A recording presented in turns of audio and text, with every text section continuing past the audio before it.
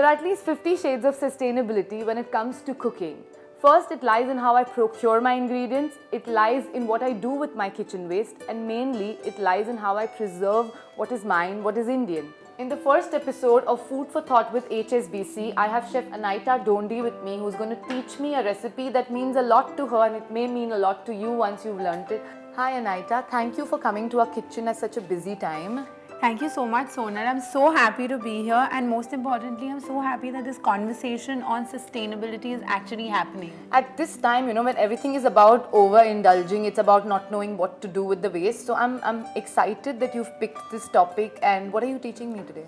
So, Sonal, I have one of my favorite grains, millets here. I've got two different types of millets. But what are we making today? Tell me that first. So, we're making something which is very special to my heritage and one of my favorite grains. It is going to be a millet berry pulao. It's going to be festive. It's going to be beautiful. Yeah, for sure. The ingredients, when I saw them, I was like, this is supposed to be super festive. You have like ghee, you have fried onions, you have dried fruits, which ordinarily you wouldn't cook on a regular day. So let's start, Anaita. Yeah, let's get cooking. So the first step is obviously a little bit of oil in the pan. Okay. Just heat it up. I'm going to be putting a little bit of cumin, 1 bay leaf, a cinnamon stick, and 2 Cardamom. I'll be adding some sliced green chili. This is something that I love. Wow, that's a lot of chili, Anaita. Yeah. So just going to mix this up. And we'll add the chopped onions.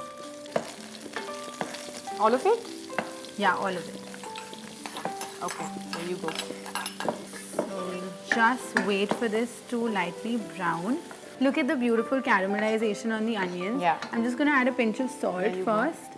So it's very important to This is a very chef thing to do, to salt as they go. Yeah, it's very chef thing to do because we also feel like it gives a lot of color and also evenly cooks. So when Why you have add you not the salt, used ginger and garlic pastes and you've used very finely minced ginger garlic? you can use ginger garlic paste, but whenever I'm making any masala, I like adding that You like chopped it to be khada, chopped basically. ginger, chopped garlic. When you taste it, I feel it gives you that really nice layered pulao flavor. So we'll add the powdered spices, a pinch of turmeric. We don't want it to be too yellow. About half a teaspoon. 1/4 teaspoon. 1/4. A little pinch of red chili powder and some jeera powder. So Parsis love adding jeera and powder. dhania.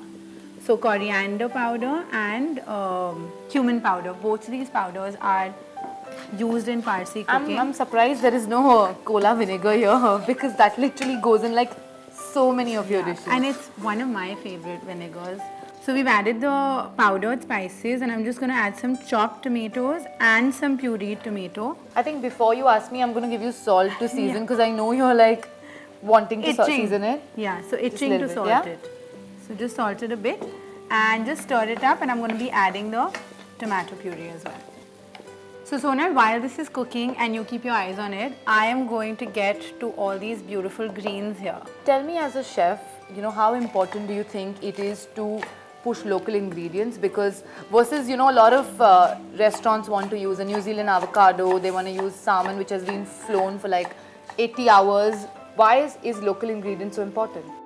For me, right from the beginning, even though I've studied every other cuisine in the world, it's always been fascinating to know about, your roots, the ingredients that are grown in India, and how much, it is our responsibility to kind of treasure that and most importantly, keep it alive. So, and I feel like when you stop doing that and when, there is a demand for, nothing against broccoli, zucchini, but I feel like when there is a demand for it, the demand for what is local reduces and then that gets forgotten.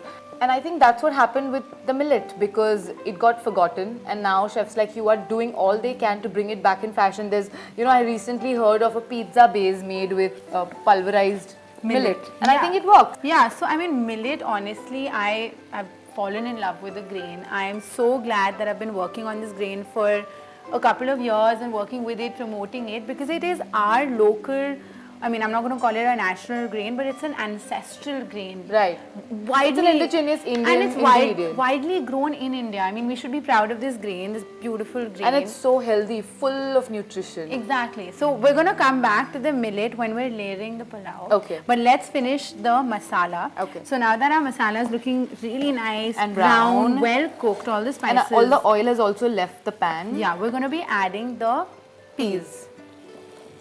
So if you're going to make this at home and you want to quicken the process, obviously you can add some boiled peas, but I like to cook it with the masala. I feel like You it don't gets need any water here? I want to add a little bit of water, but first just coat all the peas with the masala.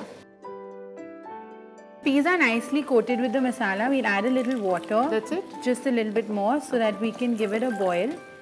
And then we'll add the amaranth leaves first, methi, and then the spinach. So I'm going to add a little bit of methi, not too much. We'll just saute this a bit and then add the salt as we have been doing. This is going to be my maximum work, I think, just seasoning it. Season as we go, as the chefs do, because Yeah. we don't want to season it at the end. And I'm also going to be adding this gorgeous red amaranth. And one of my favorite ways of using, this lal saag as we call it in Hindi. Lal mat. Lal mat as you Amaranth call it. leaves. Amaranth leaves is using it in a gorgeous beetroot salad. So you do a nice Right. puree. Now lastly the palak. So the palak is also going to leave a lot of water. That's why we wanted to add it last. And as you can see, I've just kind of chiffonade it. So just layered the leaves and nicely sliced it up. Perfect. So just mix it a little bit. So this looks pretty Danish. much ready. I'm just going to have a quick taste test and see if we need to add anything. What thoughts? Yum? I could eat a bowl of that. Okay. So I'm taking this off the pan. We'll add a little bit of salt and a pinch of sugar like the Parsis And the Gujaratis. and the Gujaratis. We learned it from the Gujaratis. Have to give it to them. So this is ready. And now we're going to layer the millet pulao with the bhaji dana mixture that we So this, made. I'm taking this off the heat then. So I've got an earthen pot. We're Wow. going to do it old school Very style. traditional. Make it very rustic. Takes me back to Gujarat actually. We'll add a little bit of ghee and we'll heat this up. Okay. Just 2 tablespoons should be good. So what we're going to be doing is adding the millet. So we've Okay. got 2 different types of Is there millet. a reason you're combining two? Yes, because actually with millets you can add different types of millets. You can use 6-7 different types of millets. Nice. But here what we're doing is we're using 2 different types. We're using foxtail and Is we're this using proso. Okay. Just add a little bit more. Did you know the UN has called the year of 2023 the year of the millet? I know. I'm really, really, really excited about this. And honestly, I hope by doing this, they'll make it a little more receptive, as a concept to the younger generation. Don't you think? yes. So when I got to know about the year of the millet, I was just like the last couple of years, the way I've been kind of promoting millets and been talking about how you can use it unconventionally and not like a typical grain.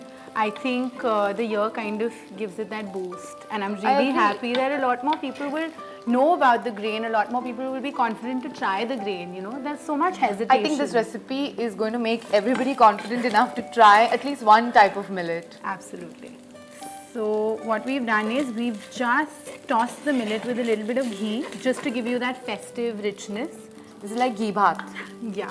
So we'll just season it a little bit with Sugar again, and salt? Little Oh, bit nice. of sugar and Okay. salt. And I want you to just take out half of it because we'll layer it Okay. with the bhaji dana mixture. And you want the ghee millet to be the layer. Exactly. So while we're doing this, even at home if you're making this and you're a little skeptical about cooking the millet, it's just a very simple ratio. You just need 1 measure of millet, any millet that you're using. It could be ragi, jowar, bajra. One of my favorites is barnyard millet. Just use 1 measure of that and 2 measures of the water. And all you need to do is just boil it with a little bit of salt and sugar. So while you're going to be adding the peas and all the greens and all the goodness, I'm just making a quick saffron and milk emulsion.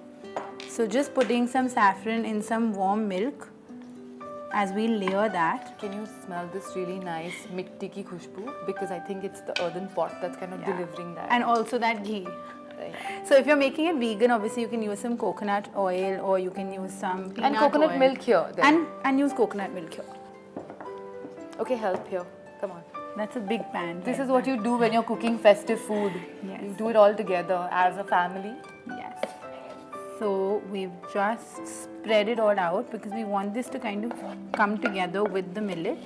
So we put all the bhaji dana mixture Okay.